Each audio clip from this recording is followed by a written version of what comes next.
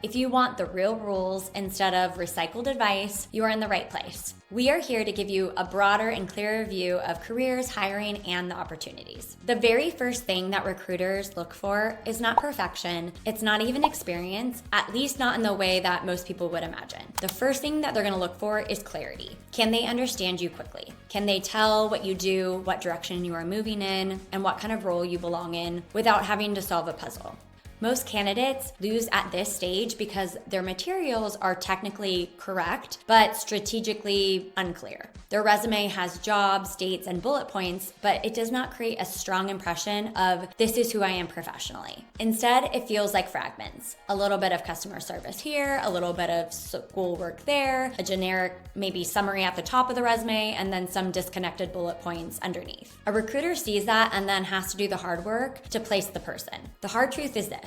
When recruiters have to move quickly, anything that requires extra mental effort becomes a liability to them. Think about it from their perspective. If they have a dozen or maybe even hundreds of applications, which I have personally had to deal with myself as hiring for roles, and it's open just for one role, they are jumping between meetings, hiring managers, email follow-ups, internal notes, working with their team, and candidate screening. They don't really have a lot of extra time to shift through all the weeds. They are not in the perfect mental space to discover hidden potential. So when they open a resume and immediately understand, okay, this person is operations minded, a business graduate who has experience organizing workflows and tracking performance. That candidate has already made the recruiter's job easier. And ease matters. Clarity matters. Being understandable truly matters. A lot of people think the goal is to sound impressive, but the real goal is to be legible. The more quickly someone can truly understand you, the faster they can imagine you in the role. This is why vague language quietly destroys opportunities. So phrases like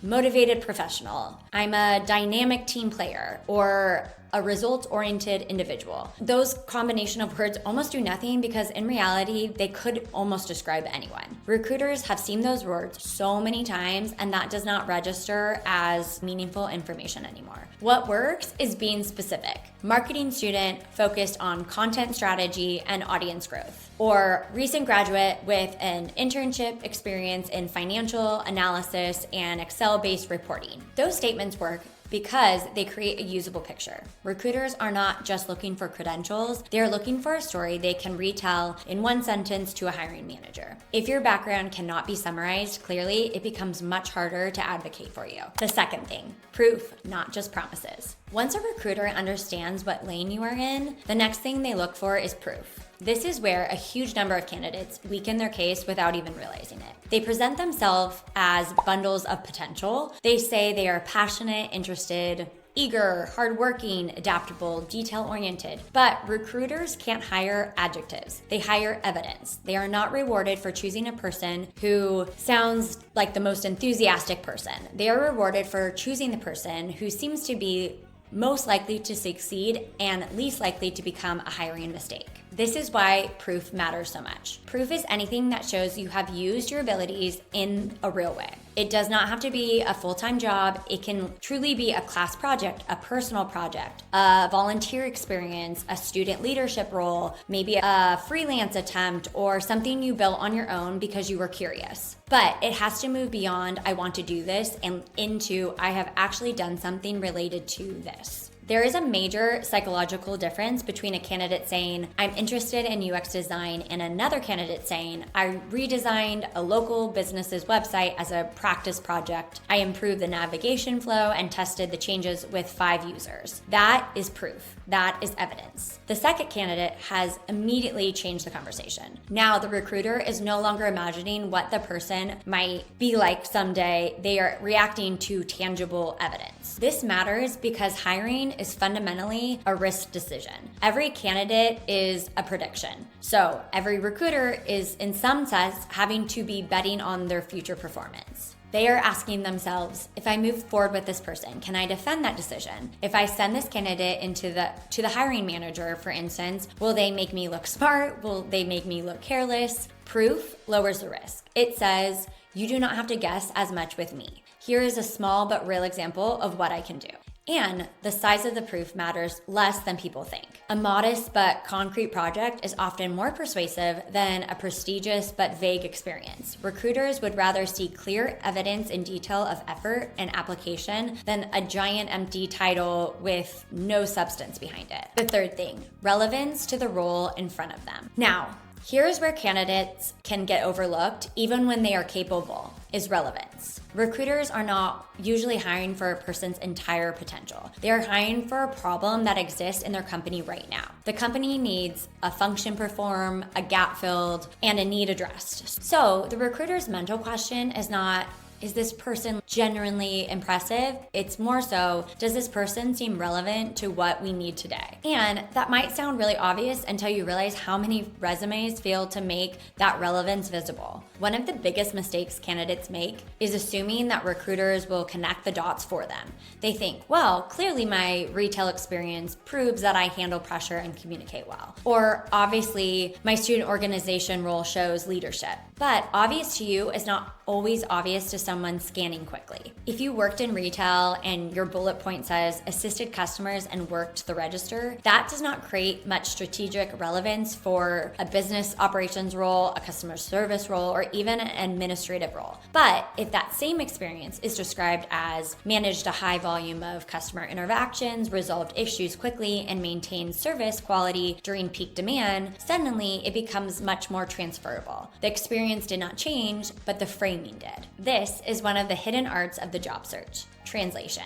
Recruiters often respond better to candidates who know how to translate their past into the language of future role. For instance, if you are applying for project coordination, then emphasize planning, timelines, communication, follow through, and cross-functional teamwork, where it honestly exists in your background. If you're applying for, let's say, data-related roles, emphasize analysis and reporting, trend identification, tools, and decision effort. The point is not to twist reality. The point is to interpret your own experience through the lens of what the employers need. A lot of people undersell themselves simply because they describe their past as tasks instead of capabilities. The fourth thing, communication is a signal of thinking. Recruiters are also looking for something pretty subtle the entire time you're interviewing, how you communicate. Not just whether you can speak clearly in an interview, but whether your written materials show structure, judgment, and clarity of thought. Your resume is not a history document, it's a communication sample. Your email is not just logistics, it's a communication sample. Your LinkedIn profile is not just a summary, it's a communication sample. Everything you present tells a recruiter something about how you think. This is why writing matters more than people expect. A bullet point that says, worked on various team projects and helped improve efficiency is not only vague, it also signals fuzzy thinking. Compare it to someone who writes coordinated task tracking for a 4-person team, helping deliver the final project 1 week ahead of schedule. Do you see how the second sentence feels more credible because it's more concrete? It feels intelligent because it's more organized. Clarity in writing often reads as clarity in thinking. Recruiters know that many jobs require people to explain status, summarize problems, communicate with teammates, or present ideas simply. So, if a candidate cannot describe their own work clearly, it raises a quiet concern about how they might actually operate on the job.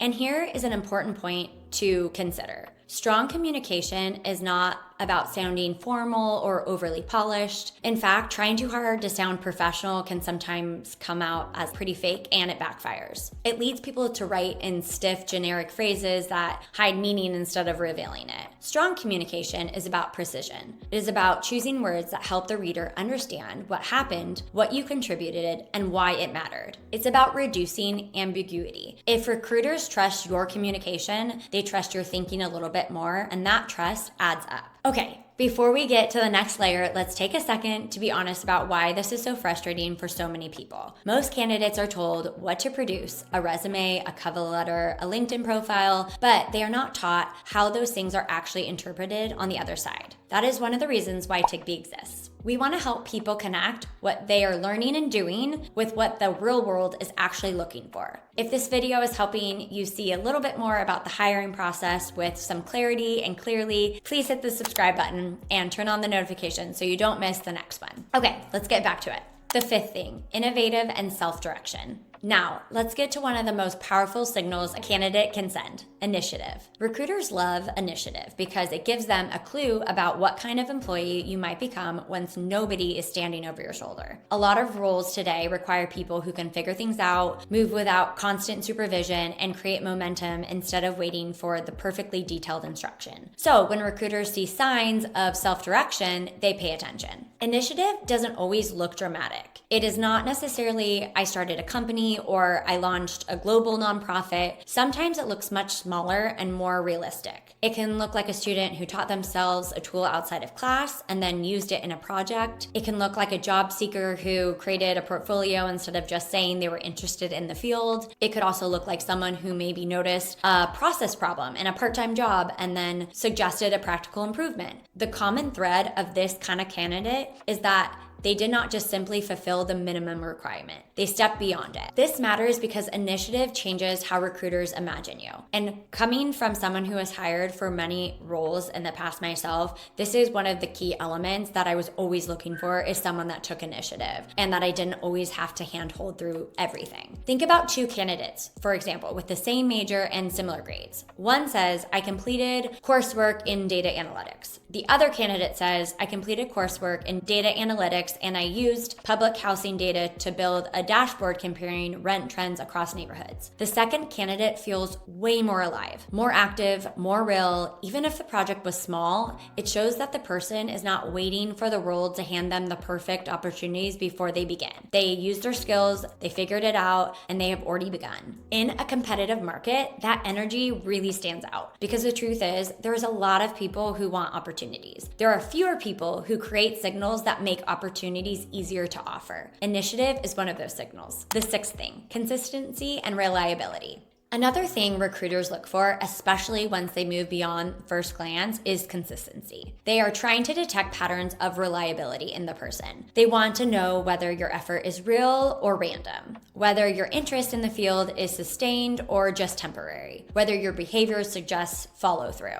or are you going to leave after it gets a little rough after a few days? This is one reason consistency can outperform flashiness. A candidate who has spent 2 years gradually building relevant experience, improving their skills, and showing a clear direction often feels like the safer bet than a candidate with one shiny line and no pattern behind it. Consistency tells the recruiter, this person will stick with things. This person is not just trying to say the right thing this week because they want the job. There is a visible thread here that connects that dot. And that thread matters because work itself is not one big heroic moment, right? It's repeated reliability, showing up, improving, following through, handling the boring tasks, and those parts as well as the exciting ones. This does not mean your path needs to be perfectly linear. Life is messy, things happen, careers often get messy. People change direction, take different jobs, have family obligations, discover new interests, and learn through non-linear experiences. Recruiters do know that. What they are looking for is not a flawless timeline, they are looking for coherence. Can your path be understood? Is there a pattern of seriousness? Does this candidate seem to be someone who can be counted on? If the answer is yes, that creates confidence.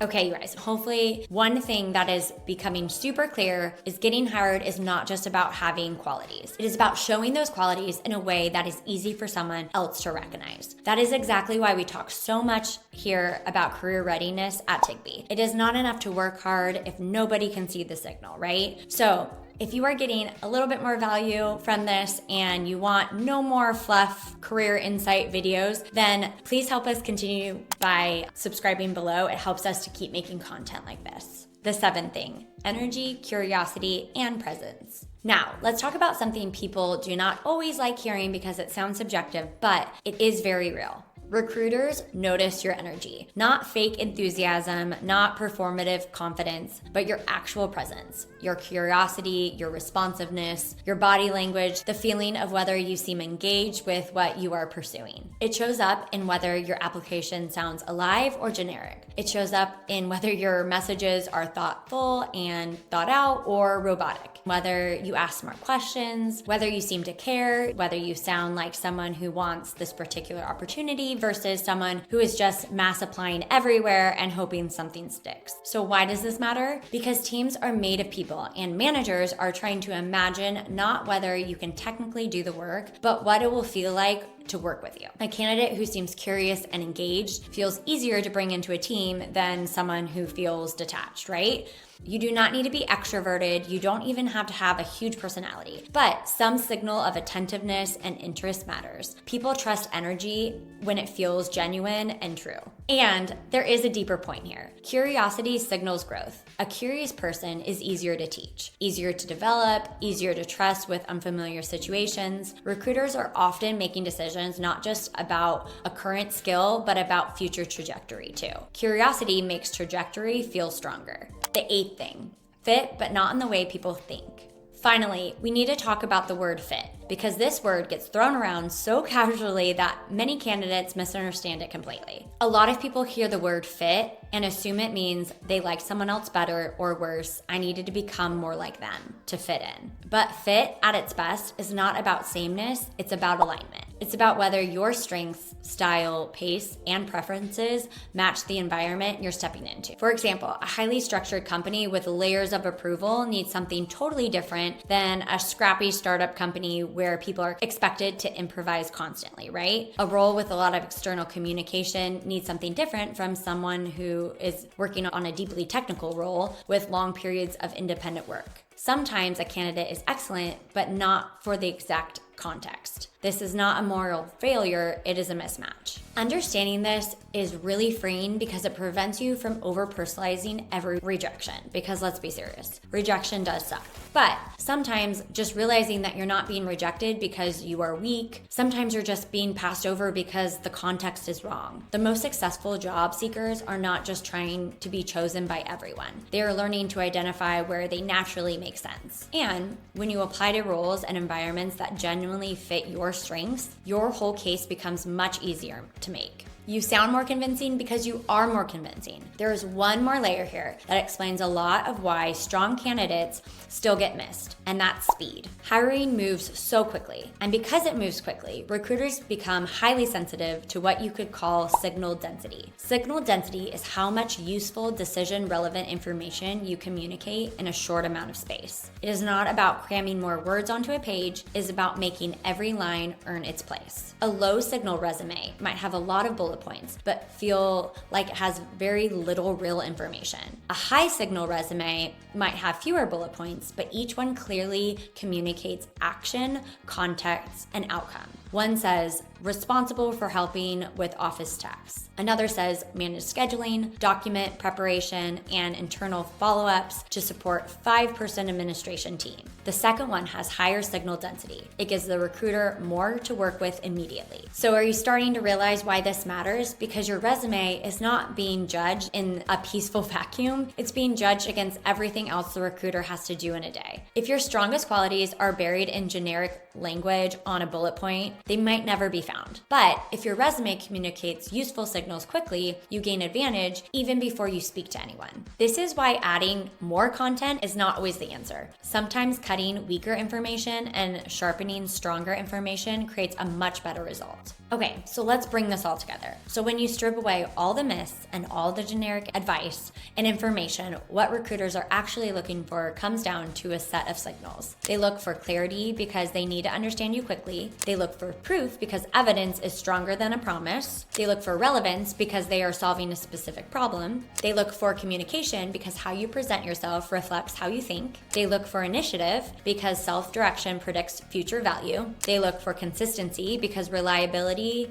reduces risk. They notice energy and curiosity because teams want to engage with actual human beings and not just someone who says they're skilled. They care about alignment because fit is really about whether you thrive in that environment. And all of this is filtered through speed, which means signal density matters more than most people even realize. The key lesson is not that you need to become a different type of person. It is that you need to present your experience in a form that helps someone else make a confident decision. Hiring is not about being qualified, it is about being understandable, believable, relevant, and easy to move forward with. Okay guys, if this video helped clarify what recruiters are actually looking for, share it with someone who is applying to jobs right now, because this kind of information can really save people months and months of confusion. And make sure to subscribe to Tiggbee below for more videos that break down real rules in careers, hiring, opportunity in a way that actually makes sense. And please leave a comment below if you are up to it about what part of the job search has been the most confusing for you, or what is one thing you wish someone had explained sooner. We read every comment, and your question might shape the next video. Keep learning, keep building, and we'll see you in the next one.